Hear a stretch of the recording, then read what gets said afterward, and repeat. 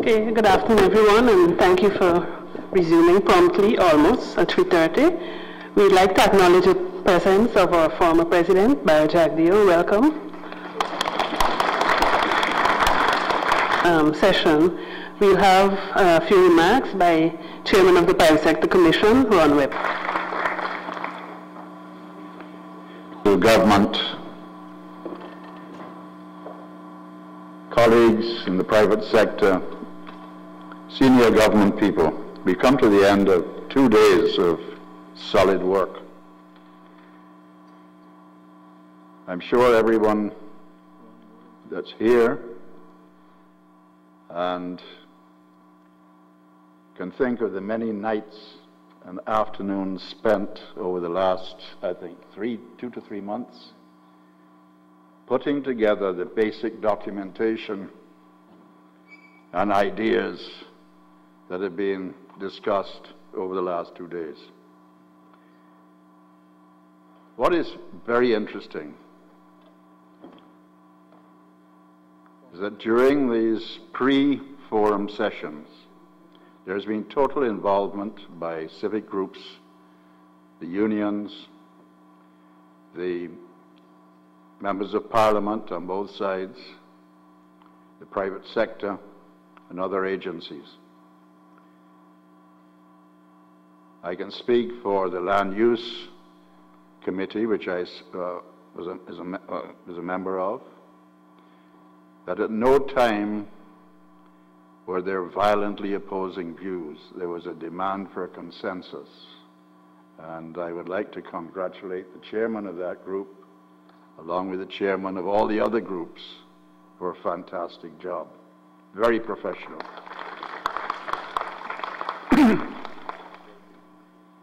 But really, this is just the start. In my opening statement yesterday, I had mentioned the critical importance of our moving forward as a group. We're looking down the road, 10 years down the road. I would still like us to bear in mind that our concepts are always influenced by external forces, so we have to constantly monitor our progress. One of the concerns expressed to me by some of my private sector colleagues was that they were looking for an update on past issues. Where are we at? I think that the very intensive cross-linking number of programs that we've dealt with in this forum, we need to follow through, and this I understand is planned. But the chairman of the various groups and the various groups will continue to move forward with assistance from private sector, from government agencies, wherever, to come up with solid recommendations which can be put into practice and don't go into limbo. And we all collectively look forward to this. I would also like to see us having a forum of this nature every year, where we get together and we look collectively at the progress we have made, what has influenced a change in direction, whether it is good, bad, or what. But let us move forward as a group collectively, as a country collectively. These are national issues. They're not political issues. Those few remarks, I would like to pass you back to the chairman of the proceedings. Thanks.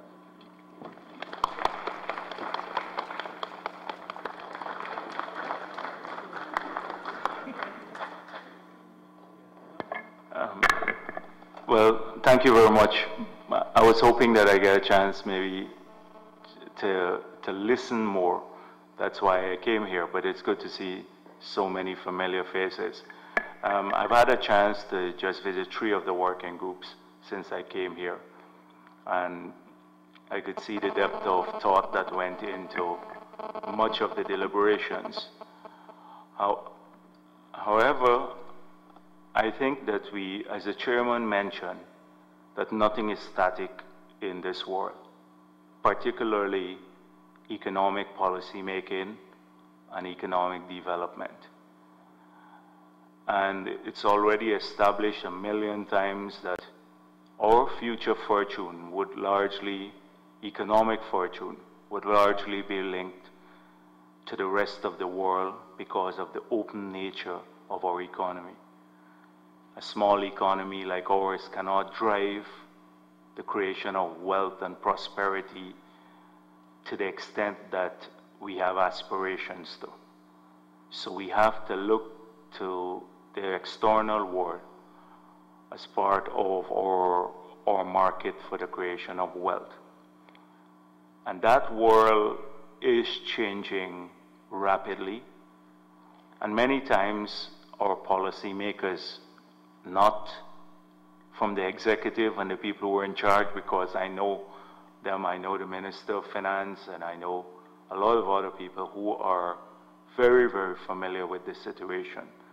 But it seems as though a significant part of our policy making cabal, and I include the 3 branches of government in this, that they're living in happy oblivion to what is going on in the rest of the world. Just if you look at the last week, tons and tons of money pouring out of the newly emerging economies that had driven economic growth in the period of the recession. Many people were saying this is a new model of growth. The basic countries are going to reach developed world status, and they still have aspirations to that. Every one of them now facing pressures on their balance of payment, on their currencies, etc. because of one decision. Well, there are several, but maybe one primary decision that's made in the United States of America. And it's not even a decision made. It's just an indication of a policy to be made in the future. That is, the Federal Reserve will stop buying or intervening in the market in the near future. Now the Federal Reserve buys about $85 billion per month of government papers, etc. A single decision can cause ripple in countries like Brazil and India and Russia. Huge economies, much less countries like ours. And so money is not going to be always available, money for investments, and we recognize that we need foreign capital to drive the growth that we are talking about, the growth that will create good jobs for people here, the growth that will create good income. It's not just sitting on a shelf there. And what pains me is that over the last week we have made, through ignorance and basically partisanship, we have made a decision that has impacted on the largest investment, private investment ever that we're going to have in this country. That is the hydropower. And we made it on the basis, as I was saying in the working group, of some charlatan economics. There is not a single cent of debt that outside of the money that we are spending on the road and the equity that we are taking that will accrue to this country.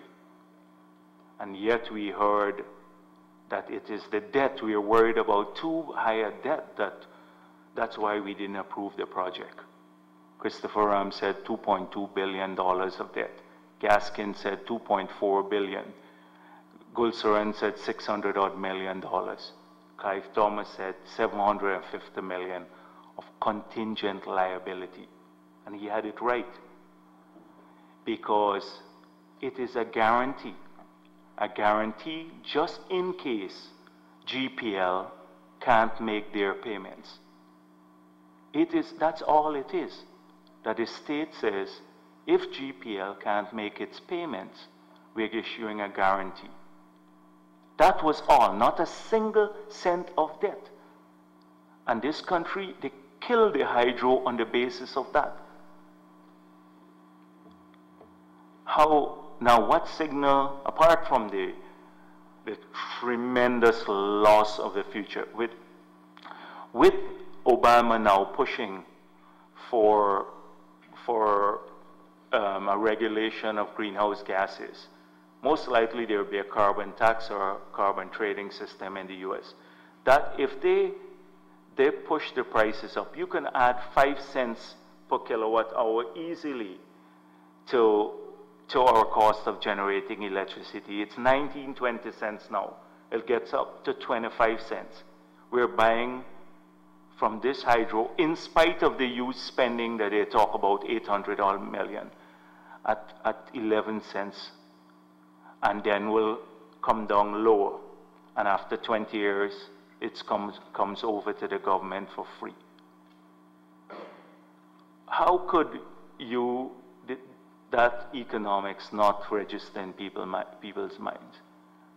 And then we sit here and talk about economic development, but energy, cheap energy, is one of the basis, the foundation of economic development and future industrial and other growth. Without that, how does the private sector, any private sector entity, invest and compete when they have to compete with people who are paying 10 cents per kilowatt hour in another country? It is the biggest loss of competitiveness. And so I don't want to speak about too many things, but just to say that we can't keep shooting ourselves in the foot. This project should have been above politics, because we tried a long time, from the 50s and the 60s, since Tiger Falls, and since Burnham promised the hydro in 1978. And I was saying, when he promised the hydro in 78, minimum wage of $14, or the hydro, we didn't get the minimum wage, we didn't get the hydro, but we spent $300 million that we are paying back for now. At the time value of money, that would have been over $2 billion today, in today's dollars. We paid it back without getting a single megawatt of power or a kilowatt of power generated. Spent $300 million in the 80s. Nothing happened. This was a real chance, and we lost it. We have to fight hard to change the nature of our politics, where we can fight the politics aggressively on ideas, and that should be fierce and competitive, and we should do that. It's good for democracy, where we can oppose each other around ideas and stuff like that. That's good. But now when hospitals that would deliver better health care to our people are killed because of partisan behavior or your client, or hydropower, which would serve all of our people, would be killed because it would make the other side look good. Economic development will never take place in that kind of environment. So whilst we tackle the mundane tasks and the policy making, and I've seen a lot of that work done by many hard-working people here, to keep the economy going forward, we can't lose sight of big picture. Thank you.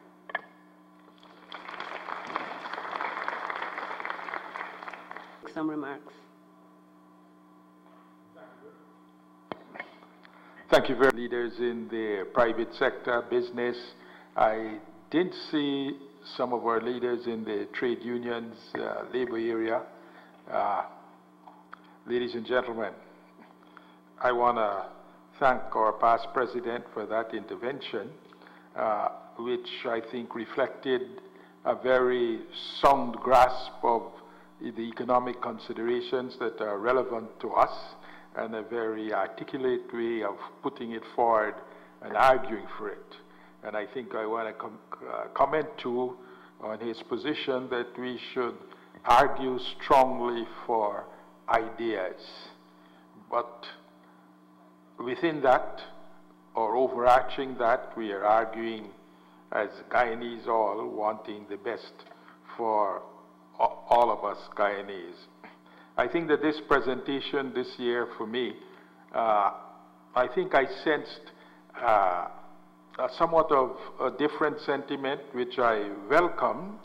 I think I found more a sentiment of us recognizing that we have a country to build, that it is for us to build it.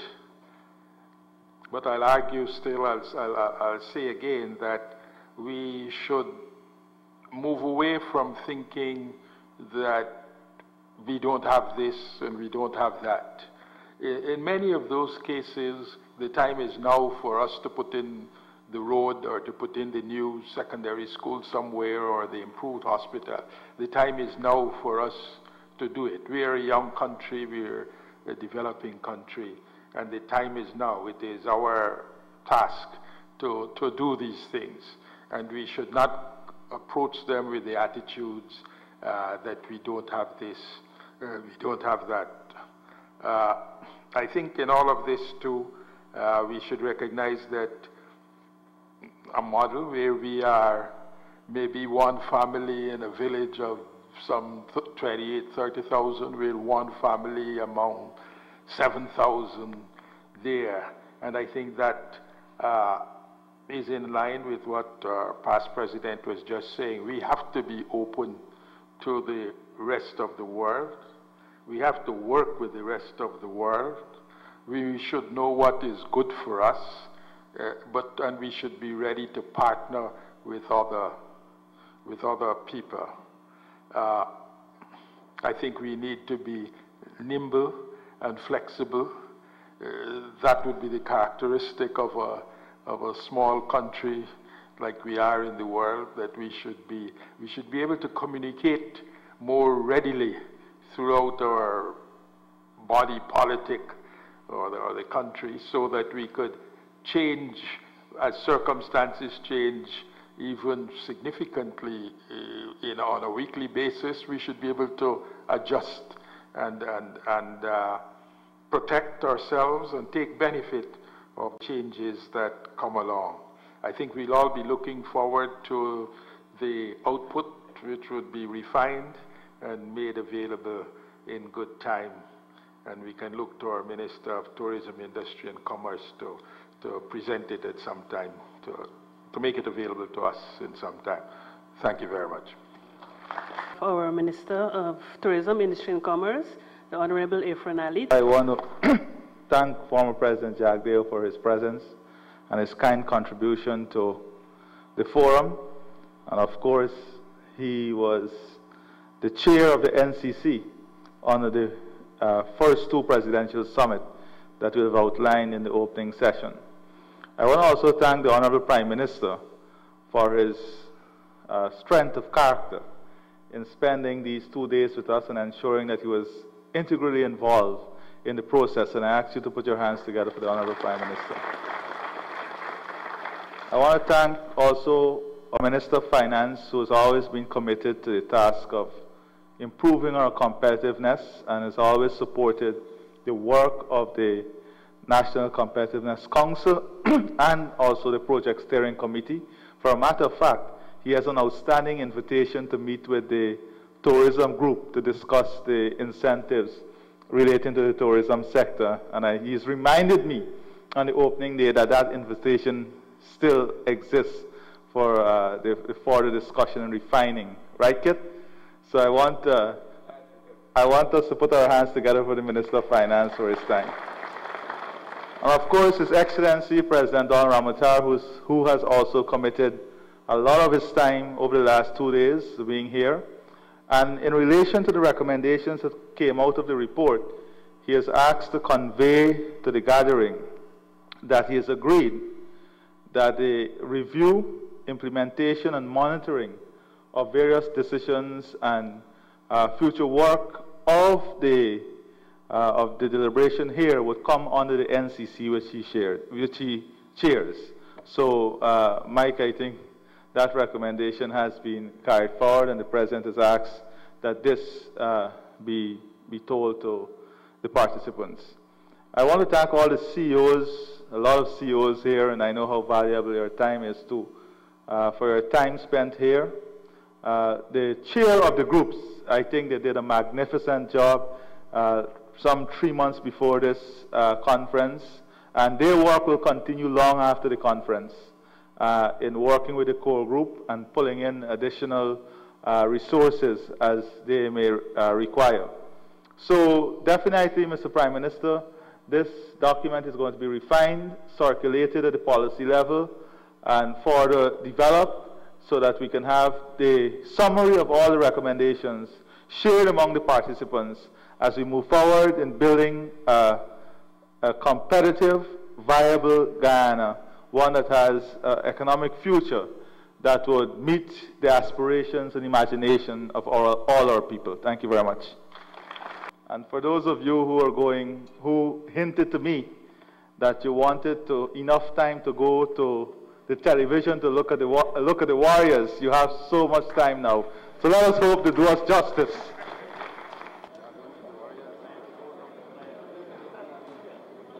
Everything good? See you, man. Yeah.